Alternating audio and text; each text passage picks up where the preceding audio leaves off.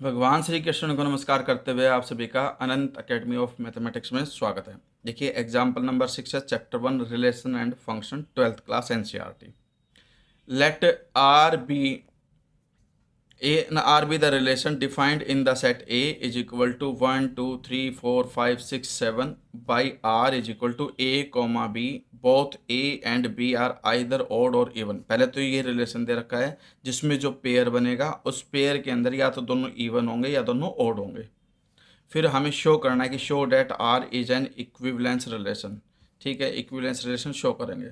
फिर उसके बाद further show all elements of subset 1 3 5 7 are related to each other and all elements of subset 2 4 6 are related to each other. यानी कि इसके आपस में पेयर बना करके वो भी रिलेट करेंगे और इसके भी रिलेट करेंगे, लेकिन but no element of subset 1 3 5 7 is related to any element of subset 2 4 6। तो ये अब हम नेक्स्ट सॉल्यूशन में हम इसको करके दिखा रहे हैं, ध्यान से समझना है इसको। सबसे पहली जो चीज़ है हमारे पास वो ये है कि भाई clearly A comma A belongs to R for all A belongs to A.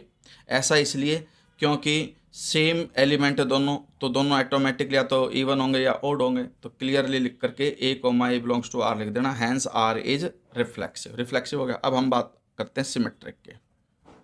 Symmetric में आप कैसे करोगे कि भाई A comma B belongs to R, R से बिलोंग करते हैं, विच इम्प्लॉयज का साइन लगाओ। इसका मतलब क्या है वो लिख दो कि भाई a and b are either odd or even, या इवन और ऑड, जो आप लिखना चाहो लिख सकते हो। ठीक है, जो ए है वही बी है, यानी कि ए ऑड तो बी भी ऑड, ए इवन तो बी भी ऑड। ठीक है, फिर ए एंड बी के जगह पे अगर मैं बी एंड ए लिख दूँ तो भी सेम सिचुएशन रहेगी, are either odd or even. इसका मतलब बी कॉमा ए बिलोंग करेगा किससे, आर से, देयरफॉर आर इज सिमेट्रिक। ये सिमेट्रिक की कंडीशन हमने लिख दी। ठीक है, अब हम आते हैं ट्रांजिटिव में।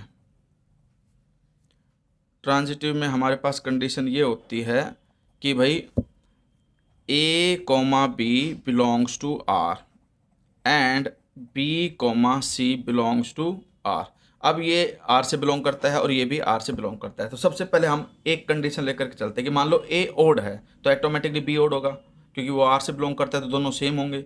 अब बी ओड है तो ऑटोमेटिकली सी भी ओड होगा। सेम वे में अगर ए इवन है तो बी इवन और बी इवन है तो सी इवन। तो इसलिए आप डायरेक्टली ये लिख देना कि all elements A comma B comma C are either even or odd.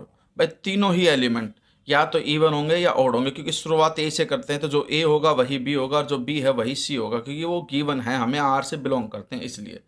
अब यहाँ से देखिए, जब तीनों एलिमेंट सेम हैं तो उनमें से कोई दो भी होंगे, वो भी ऑटोमेटिकली सेम होंगे। तो इसका मतलब A comma C belongs to R, therefore R is transitive, hence R is equivalence relation. ये सारी कंडीशन लिखने के बाद फिर आप ये लिख देना लास्ट में कि भाई all elements of,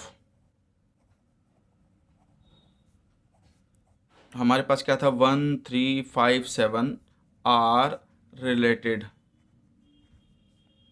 to each other as all are odd. क्योंकि सभी ओड हैं तो पेयर बन जाएगा हमारे पास ऑटोमेटिकली, कोई दिक्कत ही नहीं है। सेम वे में आप लिख देना कि भाई all elements of 2 4 6 are related to each other as all are even। क्योंकि इसके अंदर सारे इवन है तो पेयर में इवन का ही बनेगा, इसलिए कंडीशन सेटिस्फाई हो रही है। फिर लास्ट में लिख देना but no element of this is related to this because all elements of this are odd but in this set are even। ये लास्ट लाइन लिख देना, बुक में भी आपके पास लिखी हुई है। तो आप बस ये कंडीशन लिख देना कि no element of 1 3 5 7 is related to 2 4 6 as all element of 1 3 5 7 are odd but all elements of 2 4 6 are even। बस इतना लिख करके क्वेश्चन ओवर।